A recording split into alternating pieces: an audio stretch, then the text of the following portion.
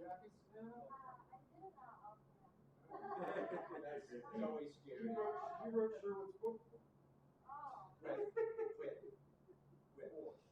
Florida. With.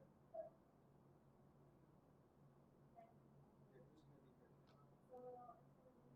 mayor, Chief Newsham,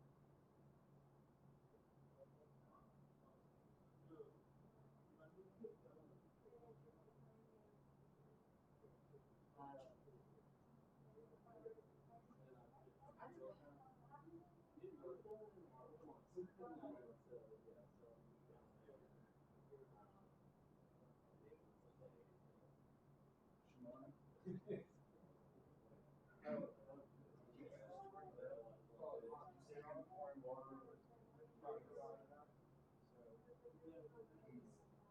When you're simple guy.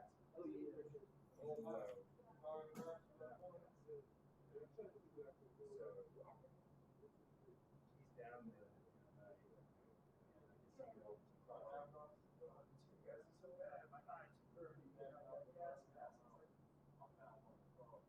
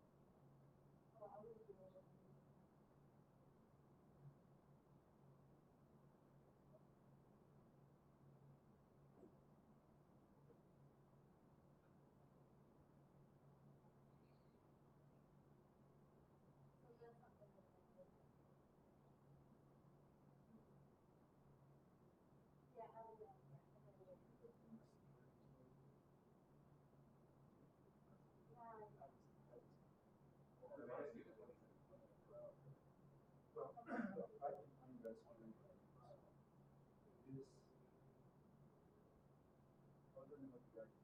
Right.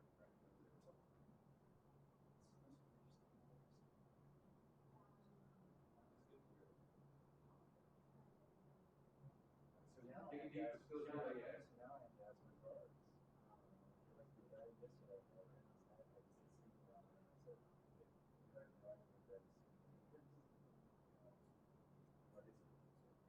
Grand. Yeah.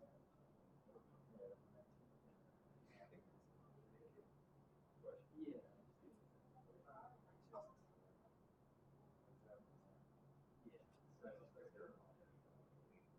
But you back out on the street yesterday with another crew, not one of ours, I guess, but it's still working. It's not ready.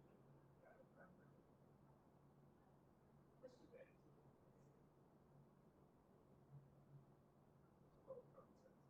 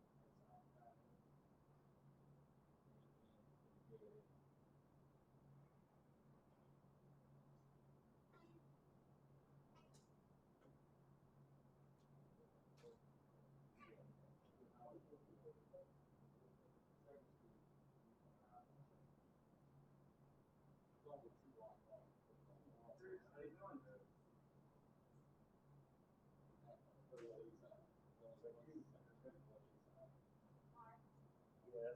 I'm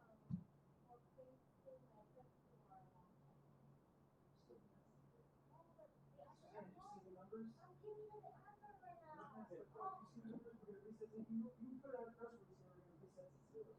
I know tomorrow they'll find why. To the one that has. He's gonna tell you tomorrow 1 p.m. Don't waste your question on that. Why are you wasting your question on that? You should answer what I was asking. Fine, voice your question. Stop done it then. Go ahead, answer. Don't waste your question on that. University of Maryland principal. We have to.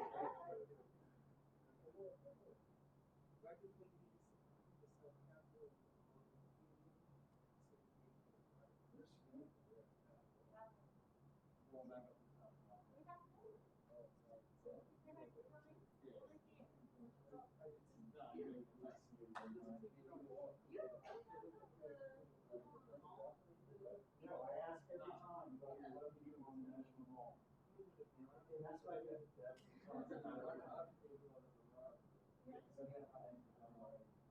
Yeah, of course we did. Because you guys were pregnant.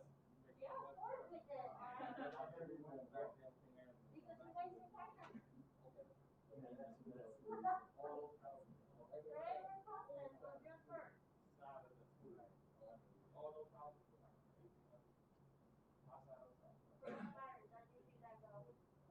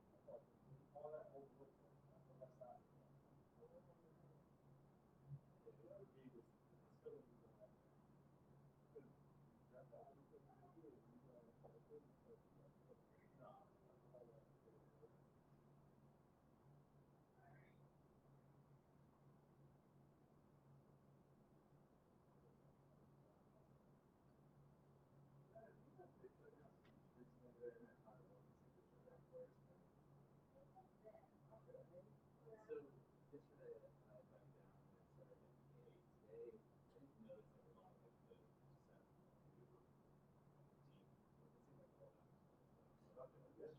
all that was yeah, yeah, and it's fine. Don't waste your question on that. Oh, That is a good question. Oh, that's a pre-approved question. Actually, Let's move you up front. yeah. So Suzanne, I'm like, just get a straight answer is. Honestly, that person should be. Yeah, no, but I reached out to the Army and they're like, oh, you should ask MPD. I'm like, MPD specifically said they didn't ask for it and had nothing to do with it. Wait, who do you are? The Army, Department of the Army. Because with the National Guard, I said, your guys are blocking the streets. You know, I've asked other people, like I've asked Justice, get somebody to get me a decent contact with the White House, I asked them. But we can't get straight into the network. And they're like, oh, ask MPD. I'm like, MPD specifically said they didn't want it and they didn't ask for it. Yesterday, you know. And so I wrote back, I said, who is ordering your National Guard to block these streets, you know? And then there's that. I'm waiting. No, Yeah, I mean, you guys know, like, it's a confusing mess for me on the board. Who's behind it? I assume the White House / Justice, but. Yeah. you're right, but. We'll line up our questions, Suzanne, are wasted. You know, Mark, we're gonna waste things. Got it in the wasted category. There's a lot of train left.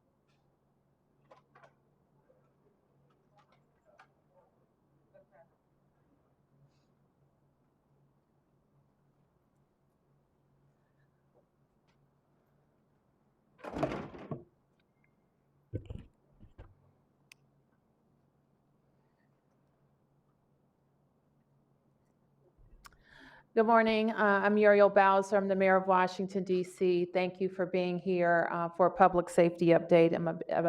I will introduce the Chief of Police, Peter Newsham. But before I get started, I want to thank the Speaker of the House, Nancy Pelosi, for reaching out to the district and also for the communications that she will make on not just our behalf, but on behalf of the American people about military assets in Washington, D.C. So with that, let me turn to Chief Newsham. Thank you, Mayor Bowser. Thank you for your continued leadership during these very difficult times. Last night we had our 6th night of protests, consecutive nights of protests here in Washington, D.C. Some of the things that were different than what we've seen in the prior 5 nights. Much larger numbers in the city. We estimate in excess of 5,000 peaceful demonstrators.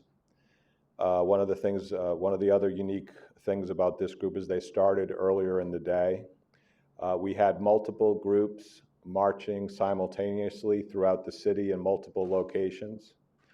I had hoped to be able to report on this today, and thankfully I am. There were 0 arrests associated with the peaceful demonstrations that we had here in our city. There was no damage to MPD property. There was no MPD injuries. Moving forward over the next couple of days, we expect more of the same. We have a lot of public open source information to suggest that the event on this upcoming Saturday may be one of the largest that we've had in the city. We expect that Saturday's demonstration will, like I said, be more of the same. Peaceful demonstrators coming to exercise their First Amendment right in Washington, D.C. With regards to numbers of arrests over the last several days, on Friday night we did not have any. Saturday night we had 19. Sunday we had 90. Monday 289. Tuesday 29, and as of 9 o'clock this morning we had 0 yesterday. Overall, 44% of our arrests are from people who are either residents or associated with the District of Columbia. 31% have identified as residents of the state of Maryland. 13% have identified as being from the state of Virginia. 4% have identified as being from other states. And 8% have no fixed address, or it is unknown their state of origin. 63% of the arrests that we made were for curfew violations, 11% were for rioting, and 10% were for burglary. If you want more specifics regarding the arrests, more additional detailed arrest information, you can get that on our website at mpdc.dc.gov. Thank you. Thank you. Any questions? Yes. One question for the chief, one for you, Mayor Bowser. Sure. Chief, what are you doing to Can you just identify yourself? I'm sorry, Scott McFarland, Channel 4, Okay. The Mask. Chief, what are you doing to prevent COVID-19 from spreading among those you arrest in those small police vehicles, some without masks? Yeah, that's a challenge for us. So to the extent that we can distribute masks, we are. It's a concern for us. And I think that you've heard a lot of conversation about that. As you heard the percentage of people that are coming from outside the district into the district to participate.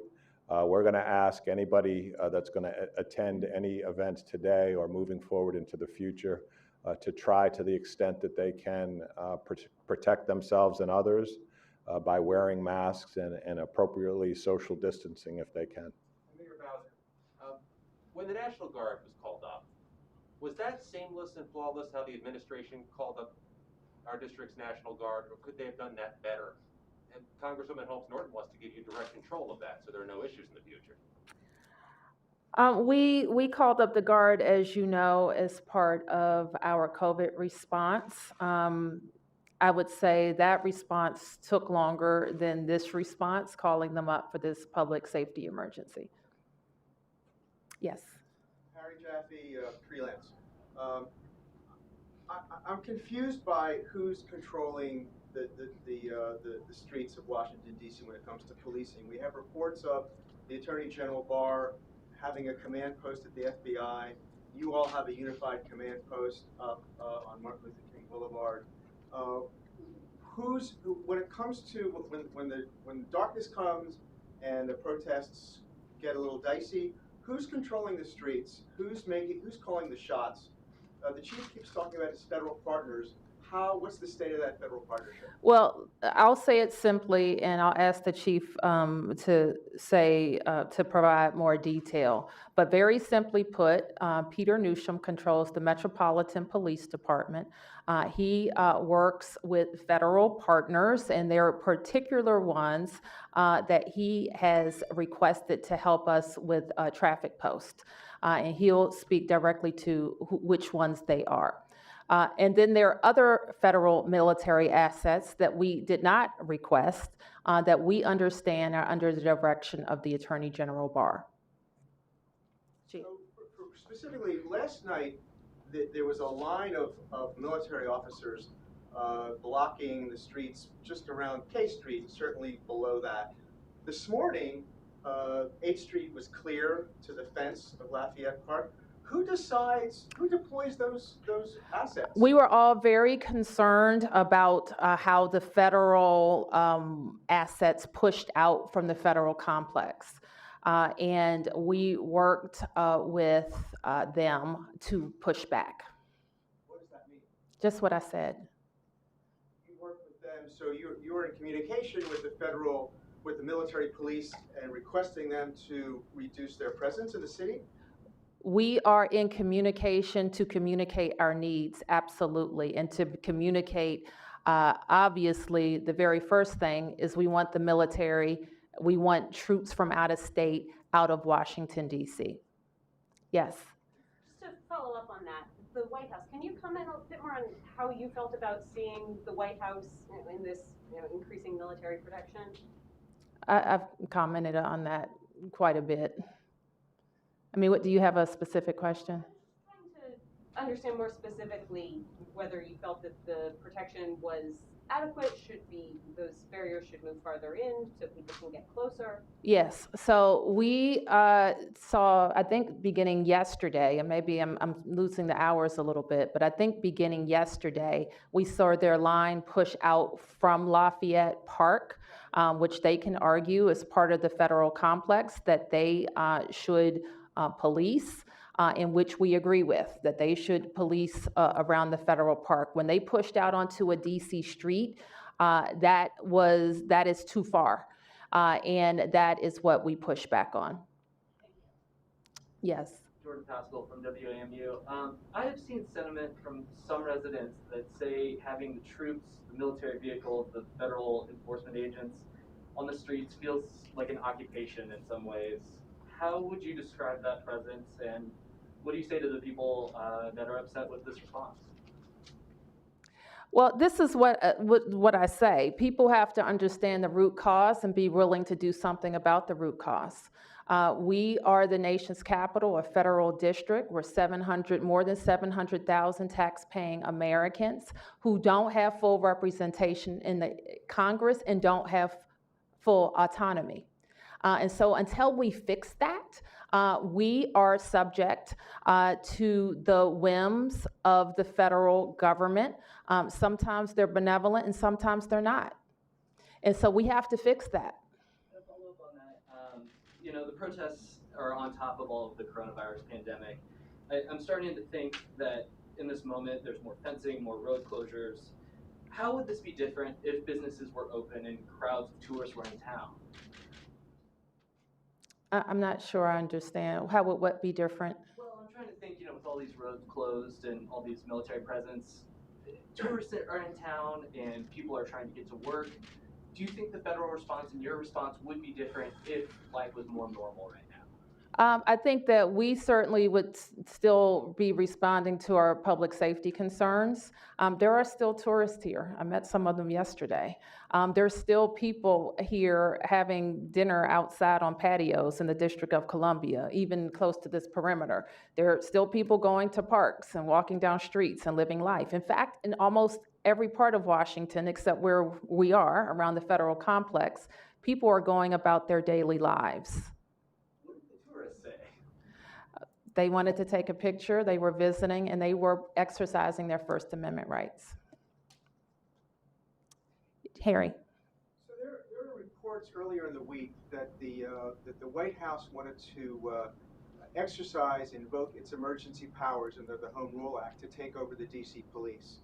And there were reports that there were negotiations back and forth, that the executive office of the mayor actually had conversations with the White House. Can you describe what those negotiations? Well, I've spoken about this already, Harry, and I will say this, that I can't discuss every private conversation, but know this, that at no time is the mayor going to support the federal government directing MPD. Yes. A couple questions. Curfew, yes or no tonight? We will not impose a curfew tonight. Okay, great. So going back to kind of another stab at Harry's question about Sure. the coordination and how much heads up, I mean, you say you push back, but yesterday we saw them go all the way out to L Street. I mean, every day the perimeter expands another couple of blocks, clearly way into DC jurisdiction, into Chief Newsham's jurisdiction. One, do they tell you in advance? And two, you say you push back. Have you had any success? I mean, did they want to? They're back. They're back this morning back to Lafayette. Okay, and so you consider that, and you think they'll stay there? Let me just say this, Mark. We're dealing with a fluid and unprecedented situation. Yesterday, I've been working largely over at our EOC at Health, and this week I've been working here. Yesterday, as you know, I walked down 16th Street towards the White House and could see how far, I could see for myself how far that line had come out. And I directed at that time for the chief and others to let's work on whatever we have to do with whomever to get that line pushed back. They can make an argument for protecting their federal assets, especially the White House, but pushing back into the district, blocking access to St. John's. We were there with the bishop yesterday. And if she wanted to go to the church, she couldn't have. She would have had to gone through the line. So DC residents need access to DC streets unless there can be a compelling reason. Now, also keep in mind that some of the perimeter traffic posts are MPD directed. And depending on the movements in the city and their need to protect or help people move, or to make safe protesters moving through the city, they may create their own perimeter. And then you've been, I'm sorry if I can just follow up, you said you've been looking at the legal authority that the president has to do this, to bring troops in from out of state and to close DC streets and possibly federalize MPD. What have you determined? Have your lawyers given you any feedback? Well, I mentioned yesterday that I had conversations with our Attorney General, and we had further conversations today with the Attorney General's office, but other legal scholars as well, including Councilmember Mary Che. And so those questions are being posed specifically if the president can call other states' guard into DC without taking further legal action. What would you do? Would you go talk to Governor Hogan? Governor I have not talked to Governor Hogan. He says you approved his mission. I can't approve his mission. Let me explain to you how this works, Mark. If I wanted troops from Maryland to come into the district, we are a member of a compact, which allows me to make that request specifically to any state National Guard to do that. I have not done that for any state. since they're no longer blocking so many streets today, like I saw them in Chinatown yesterday, are you satisfied with where they're at now, or would you like them to scale back further?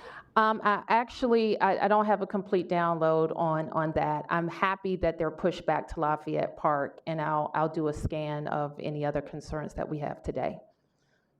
Yes.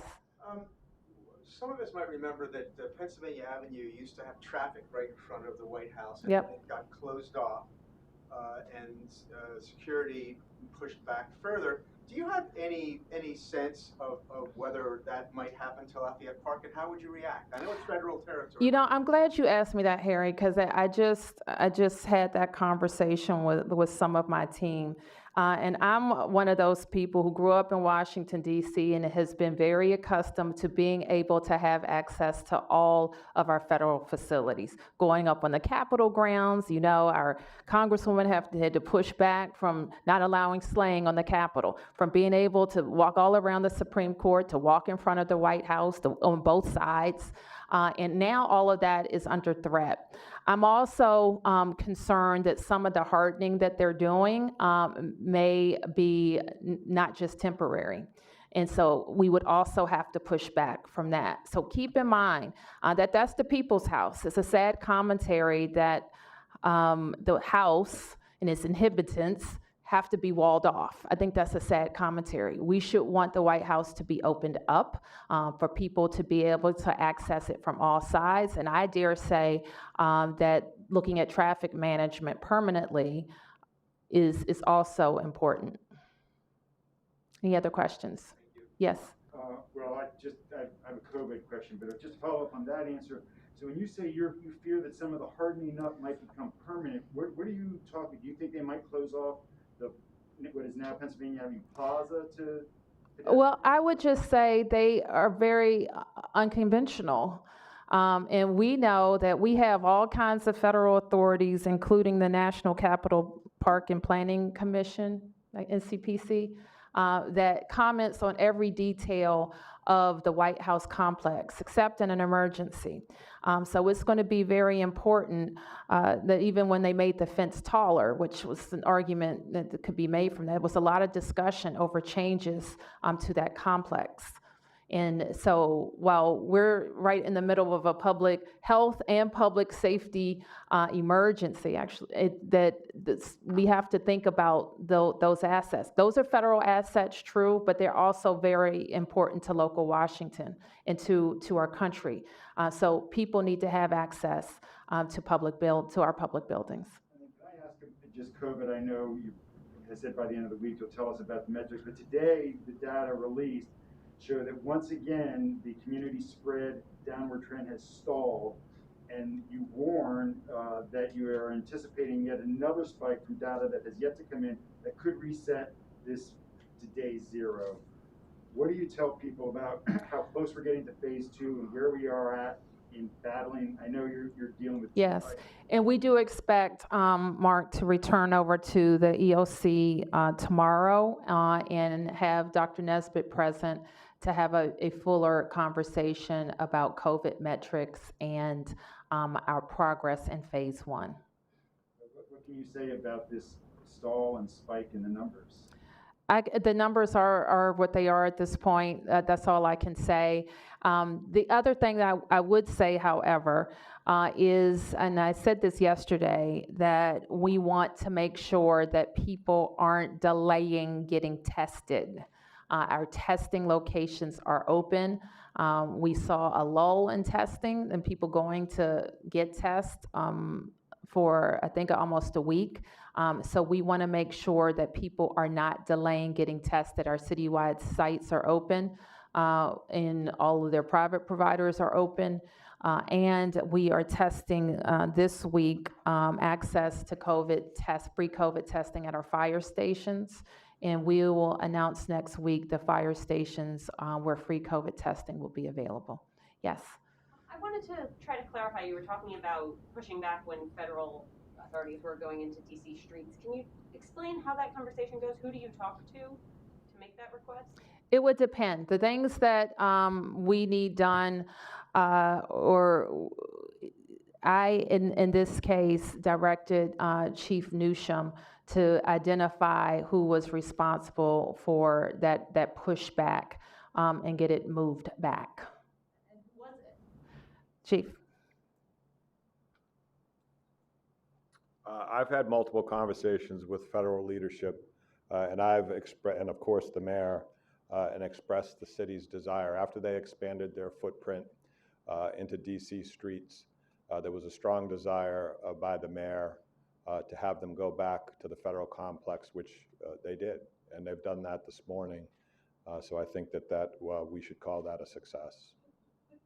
Can I talk a little bit about the prior conversation too, is that, and this is because I've gotten a lot of people from the community who have reached out about what they perceive as this military takeover, and it's really hard to distinguish between our DC National Guard and some of these other federal resources that we're talking about. They look the same, they look like soldiers. So we did request DC National Guard assistance. And the other thing, and the mayor was adamant about this, and she was just talking about it, is she does not want the folks who live in the District of Columbia to have their freedom restricted. But some of the traffic closures that MPD is responsible for is 100% to ensure the safety of the peaceful demonstrators. You cannot have vehicles moving through people who are almost exclusively moving on bicycles and on foot. To have vehicles in that situation is extremely dangerous. So I just want to make it clear that our request of the Guard was to prevent, to close some streets so we could have free movement of and that's not uncommon for large demonstrations here in the District of Columbia. To follow on that question, you know, when push comes to shove, and there's tension and conflict around, you know, right by now Lafayette Park, to use your language, what's the chain of command when the federal authorities want to push from federal land onto District of Columbia property? How does that work? It's a collaborative agreement and a cooperation and communication. If the federal government expands their footprint, we're obviously not going to get into a physical conflict over that. I think that's more of a legal battle that may have to play out moving forward into the future, particularly, as the mayor mentioned, in the middle of a public safety concern for the city. So they did it. We were successful in getting them to move back, and I think we should all be very pleased about at least that. Chief, you mentioned about how many different people are out there that you can't tell who they are. And should people be concerned? There are a lot of, and it's hard to tell if they're military or whether they're law enforcement, but they're uniformed, they're carrying weapons, and they have no insignias. They don't have badges. You don't know. Yeah, that's. I think you know too. For there's a local legal requirement that the Metropolitan Police Department identify themselves, and I know that if you see, even if our officers on Saturday and Sunday when they had to put on helmets to protect themselves, there's clear insignia on the helmet of who we are and exactly by number who they are, so we can identify them. And I think in any follow-up after action that we do with our federal partners, that would be a big ask of us, that any resources that they bring in the District of Columbia can be clearly identifiable as to who they are, because people might feel more comfortable if they could look at people who appear to be soldiers and see, oh, that's the DC National Guard, because the DC National Guard is in DC regularly. Not regularly, but from time to time to assist with large events. The DC National Guard, for the most part, have a DC They flag. have a DC flag. Okay, Right. well, that's a, yeah, okay, good. Right. Yeah. So maybe that's a good thing that you all could push out when people are seeing these things. If they got a flag, that's our own DC National Guard. So is it legal for these law enforcement or military to be on our streets armed without, I mean, you say your officers are required to have that. Are they required to identify in some manner who they're with or what agency or branch? I think you're asking two different questions. The first question is whether or not the DC National Guard can legally be on our streets. I'm talking about the Guard. I'm Okay. talking about these out of, the other federal. I think that's a question that's going to be resolved moving forward. Okay. Based on what the the mayor said, it sounded like the attorney general was the one who ordered the expansion. Is that who you asked to scale back, or who's calling the shots here for this? I think the mayor said it very well. I can't talk about every single particularly operational conversation that I've had during the course of these events. But I think that the federal properties are being controlled by federal resources, and this is the line that has been drawn since the very beginning.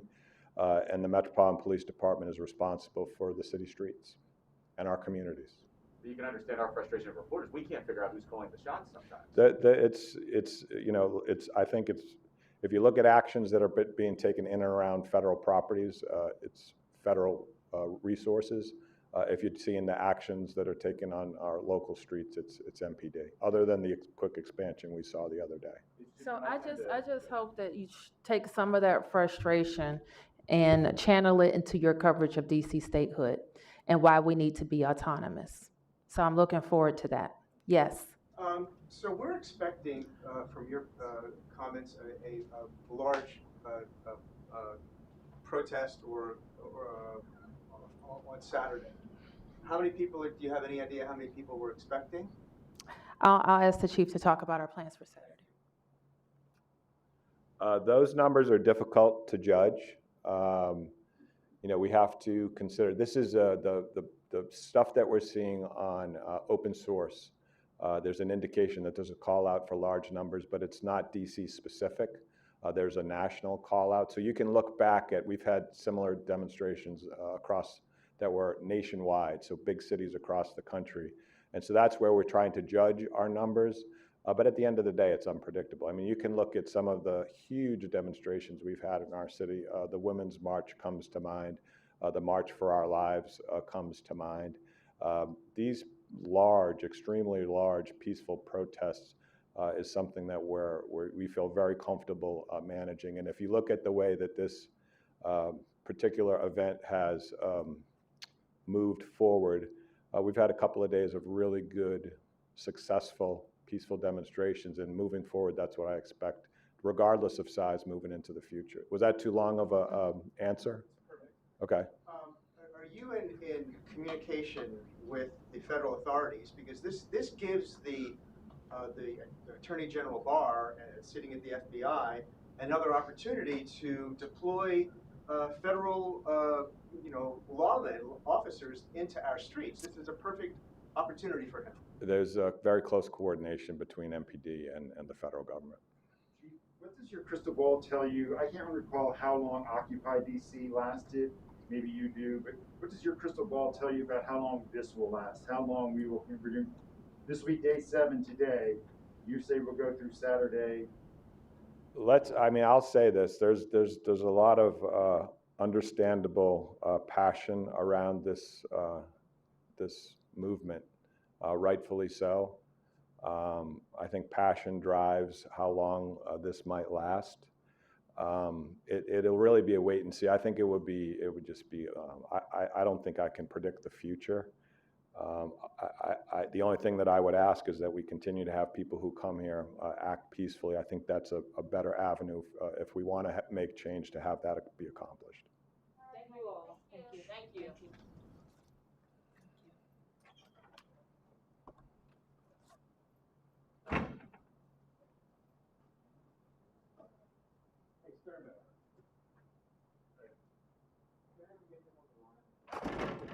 When I'm actually reporting a story, because I did this piece for Politico.